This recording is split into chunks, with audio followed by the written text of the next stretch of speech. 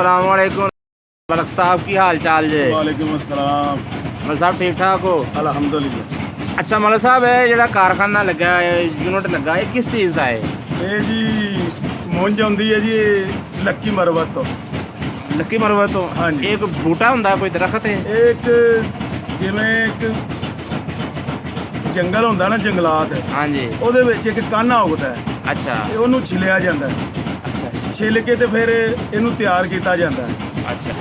ਇਹ ਬਾਬਾ ਜੀ ਕੀ ਕਰਦੇ ਪਏ ਨੇ? ਤੇ ਬਾਬਾ ਜੀ ਮੋਝੇ ਬੰਨ੍ਹਦੇ ਨੇ ਤੇ ਬੰਨ੍ਹ ਕੇ ਰੱਖਣ ਤੋਂ ਬਾਅਦ ਜਿਹੜੀ ਇੱਥੇ ਮਸ਼ੀਨਰੀ ਲੱਗੀ ਹੈ, ਨਹੀਂ ਪਿੱਛੋਂ ਇਹਦੀ ਕਟਾਈ ਹੋਵੇਗੀ। ਪਿੱਛੋਂ ਇਸ ਤਰ੍ਹਾਂ ਆਉਂਦੀ ਹੈ? ਹਾਂਜੀ, ਪਿੱਛੋਂ ਇੰਜ ਬੰਡਲ ਬੱਜੇ ਆਉਂਦੇ ਨੇ, ਫਿਰ ਇਹਨੂੰ ਖੋਲਣਾ ਪੈਂਦਾ। ਖੋਲ ਕੇ ਛੋਟੇ ਲਹਿਦਾ ਕਰਦੇ ਜੇ ਵੱਡੇ ਲਹਿਦਾ? ਫਿਰ ਛੋਟੇ ਲਹਿਦਾ ਕਰਨੇ ਪੈਂਦੇ, ਵੱਡੇ ਲਹਿਦਾ ਕਰਨੇ ਪੈਂਦੇ। ਉਹ ਕਾਮਯਾਬ। ਇਹ ਤੁਸੀਂ ਬਾਹਰ ਰੱਖਿਆ, ਇਹ ਧੁੱਪੇ ਪਏ ਨੇ? ਹਾਂਜੀ। ਇਹਦਾ ਕੀ ਮਕਸਦ ਹੈ? ਇਹਦਾ ਮਕਸਦ ਇਹ ਵੇ ਕਿ ਇਹਨੂੰ ਥੋੜੀ ਧੁੱਪ ਲੱਗ ਜਾਵੇ ਤੇ ਮੁਲਾਇਮ ਜ਼ਿਆਦਾ ਬਣਦਾ ਹੈ। ਅੱਛਾ ਅੱਛਾ ਅੱਛਾ। ਇਹ ਛੇਤੀ ਬਰੀਕ ਹੋ ਜਾਂਦਾ, ਉਹਦੀ ਵਜ੍ਹਾ ਨਾਲ ਇਹਦੇ ਉੱਤੇ ਸਫਾਈ ਆਉਂਦੀ ਹੈ। ਤੇ ਫਿਰ ਜਦੋਂ ਸਿਲਕ ਦੇ ਵਿੱਚ ਮਾਲ ਲੱਗਦਾ ਤੇ ਫਿਰ ਉੱਥੇ ਵੀ ਸਫਾਈ ਆਉਂਦੀ ਹੈ।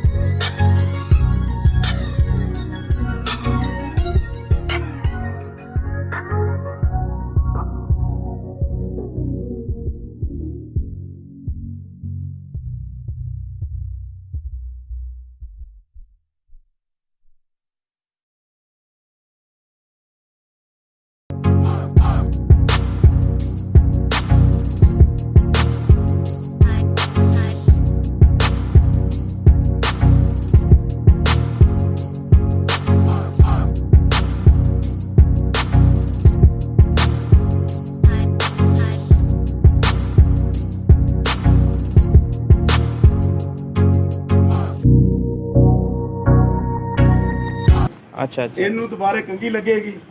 ਸਹੀ। ਜਿਵੇਂ ਇਨਸਾਨ ਇੱਕ ਵਾਲਾਂ ਨੂੰ ਕੰਘੀ ਮਾਰਦਾ ਨਾ, ਹਾਂਜੀ ਹਾਂਜੀ, ਉਵੇਂ ਇਹਨੂੰ ਵੀ ਕੰਘੀ ਵੱਜਦੀ ਹੈ। ਜਿਹੜੇ ਐਕਸਟਰਾ ਹੋਣਗੇ ਛੋਟੇ ਮੋਟੇ ਸਾਈਡ ਤੋਂ ਹੀ ਜਾਣਗੇ। ਜਿਹੜੇ ਛੋਟੇ ਮੋਟੇ ਹੁੰਦੇ ਨੇ, ਵਿੱਚ ਕਚਰਾ ਨਿਕਲ ਜਾਂਦਾ ਹੈ। ਕਚਰਾ ਨਿਕਲਣ ਤੋਂ ਬਾਅਦ ਇਹ ਸਾਫ਼ ਸੁਥਰਾ ਹੋ ਜਾਂਦਾ ਹੈ। ਸਾਫ਼ ਸੁਥਰੇ ਹੋਣ ਤੋਂ ਬਾਅਦ ਫਿਰ ਇਸਤੇਮਾਲ ਹੁੰਦਾ ਹੈ। ਸਹੀ ਸਹੀ।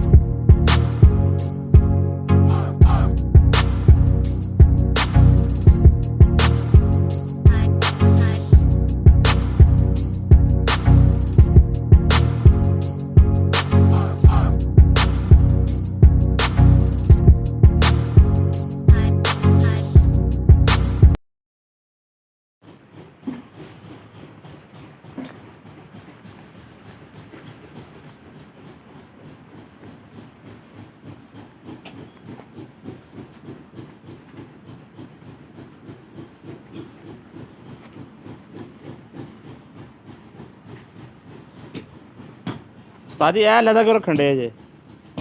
ਇਹ ਸਿਰਫ ਮੁੱਢ ਠੋਕੇ ਜਾ ਰਹੇ ਨੇ। ਅੱਛਾ ਮੁੱਢ ਠੋਕ ਕੇ ਤੇ ਇਹਨਾਂ ਦਾ ਬੰਡਲ ਤਿਆਰ ਕੀਤਾ ਜਾਏਗਾ। ਅੱਛਾ ਮੁੱਢ ਠੋਕਣ ਦਾ ਮਕਸਦ ਇਹ ਹੁੰਦਾ ਕਿ ਫਿਰ ਭਰੀ ਜਿਹੜੀ ਬੰਡਲ ਤਿਆਰ ਕਰਨਾ ਉਹ ਸਿੱਧਾ ਜਿਹੜਾ ਨਾ ਤਿਆਰ ਹੋ ਜਾਂਦਾ। ਸਹੀ ਸਹੀ।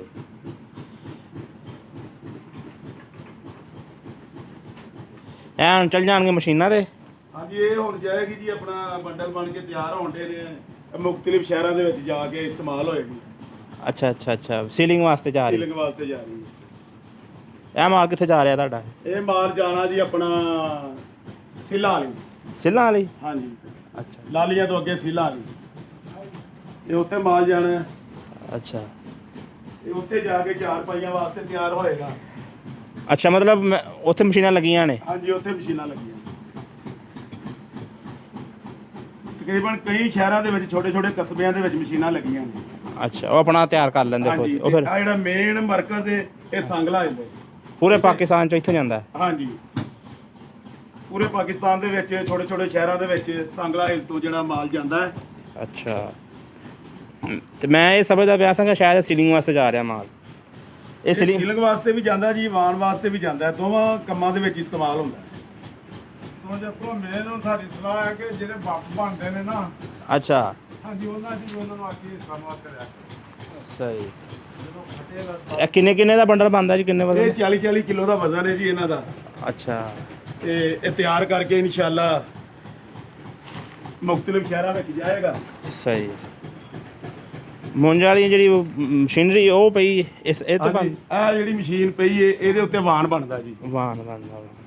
ਇਸ ਟਾਈਮ ਮੈਂ ਬੰਦ ਤੇ ਨਵੀਂ ਬਣਾ ਕੇ ਤਿਆਰ ਕੀਤੀ ਹੈ, ਹਜੇ ਇਹਨੇ ਚੱਲਣਾ ਹੈ। ਚੱਲਣਾ। ਇਹ ਤੁਹਾਡੀ ਆਪਣੀ ਹੈ? ਹਾਂਜੀ। ਇਹ ਕਿੰਨੇ ਦੀ ਤਿਆਰ ਹੋ ਜਾਂਦੀ ਹੈ? ਇਹ ਤਕਰੀਬਨ 30,000 ਰੁਪਏ ਦੀ ਤਿਆਰ ਹੋ ਜਾਂਦੀ ਹੈ। ਸਹੀ ਸਹੀ। ਤੇ ਕਿੰਨੀ ਐਵਰੇਜ ਕੱਢ ਦਿੰਦੀ ਘੰਟੇ 'ਚ? ਕਿੰਨਾ ਕੁ ਤਿਆਰ ਕਰ? ਇਹ ਤਕਰੀਬਨ 1 ਘੰਟੇ ਦੇ ਵਿੱਚ ਜਿਹੜਾ ਨਾ 4 ਕਿਲੋ ਵਾਣ ਤਿਆਰ ਕਰਦੀ ਹੈ।